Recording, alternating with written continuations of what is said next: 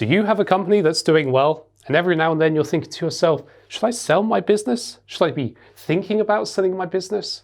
And if I did, what would the process even be? Well, in this video, we're going to tell you some of the key considerations that you should be factoring in. We'll also look at some of the practical elements in how the process would actually be undertaken. So if you own a company and you're thinking of selling it, stop. Don't do anything until you watch this.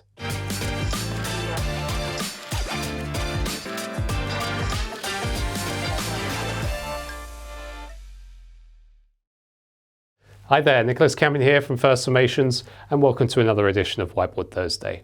If you are the sole shareholder and director of a private limited company, you can sell the business and all of the assets at any time if you no longer want to own and manage it. There are, however, a number of important factors and responsibilities to take into consideration before you sell your business. First of all, let's take a look at some of the initial considerations.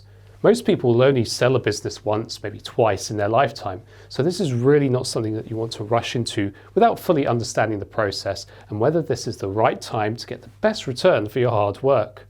To ensure your business appeals to prospective buyers, you should be able to demonstrate a consistently strong financial performance across 2 or 3 years at the least. You should also consider other factors such as the value and current profitability of your company and its assets, the brand, image and reputation, your client relations and retention rates, sales history, earning forecast, and potential risks for buyers due to a change in management. It may also be worthwhile getting your accountant or a specialist to value your business before making a commitment to sell, as this will reduce uncertainty and help set your expectations at a realistic level. Number 2 is the process of selling your company shares. If a company has other investors, that is shareholders, you can't simply sell them without their approval. However, you can remove yourself from the company by selling your shares and resigning as a director. If, on the other hand, you are the sole shareholder and director, you won't have to consult with anyone else before making the decision to sell some or all of your shares, but you must take a look at the current market and economic conditions to determine whether it's the right time to sell.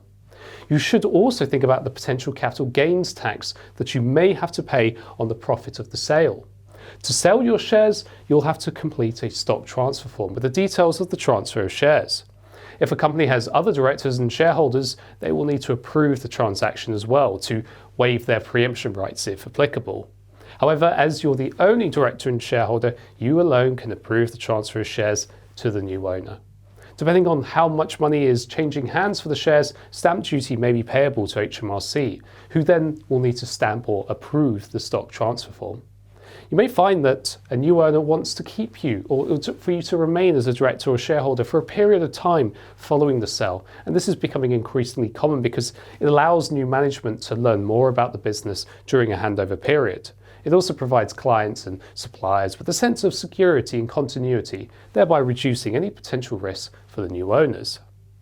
Number 3 is satisfying due diligence checks. Serious potential buyers will appoint solicitors and accountants to carry out due diligence checks on your company before completing the sale. This is to ensure that your business is sound and presents minimal risk to the buyer. They will use this information to make an informed decision. They may modify the terms of the sale according to the information that is gathered here. You will be expected to show profit and loss accounts, company tax returns, lease agreements, details of any outstanding loans and liabilities, and any payments or credits due from suppliers and clients. To satisfy these due diligence checks, your accounting records must be up to date and present a true and fair view of your company's financial position. Your annual accounts and tax returns should also be in order. You must finalise or be in the process of settling all outstanding liabilities with HMRC, creditors, suppliers and employees. You should also be able to account for all credits or liabilities associated with existing clients.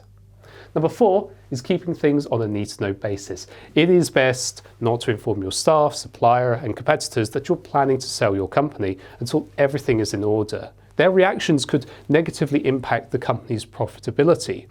When the time is right, you should notify your employees about why and when the business is being sold and whether they're going to receive a redundancy package or they'll be kept on by the new owner once the company is sold. It's also recommended that you don't give too much information to potential buyers before carrying out checks and putting non-disclosure agreements in place. Number 5 is notifying Companies House when you sell your company. You should notify Companies House about the sale of your business by updating the registered details of your company. And to do this, you'll first need to appoint a new director. This must be done before you resign because private companies are legally required to have at least one appointed director at all times. Once the appointment has been completed, you will need to submit the form AP01 to Companies House. Next, you'll need to report your own resignation as a director using the form TM01 this time. Finally, update the shareholders and shareholding information by filing a confirmation statement. This information will be updated on the Companies House public register, and you must also ensure that the company's statutory registers, that's the register of directors, members and PSCs, are updated accordingly. And finally, number 6, satisfying requirements of HMRC. If your company is registered for VAT, you can transfer the VAT registration over to the new owner. When the business has been sold, you'll need to complete a corporation tax return to cover the period up to the date of sale. You'll also need to pay corporation tax on profits made during that time, including chargeable gain from the sale of the business assets. A self-assessment tax return should be filed by the appropriate deadline to report your personal income and tax liability. HMRC requirements can be a complex affair when selling a business, so we would advise appointing an accountant to assist you with this process to ensure that everything is carried out properly. And there you have it. In this video, we have discussed selling a company as a sole shareholder and director, from the important first steps and considerations through to satisfying statutory requirements of Companies House and HMRC. We strongly recommend you consult an independent specialist business advisor for professional advice and guidance before taking any steps or making a firm decision to sell your company. If you have any questions, please leave them in the comments section below, and in the meantime, be sure to subscribe to our channel to get more advice on limited companies, reporting requirements, and tax obligations. We're always happy to hear from you, and we can't wait to help. Until next time, cheerio.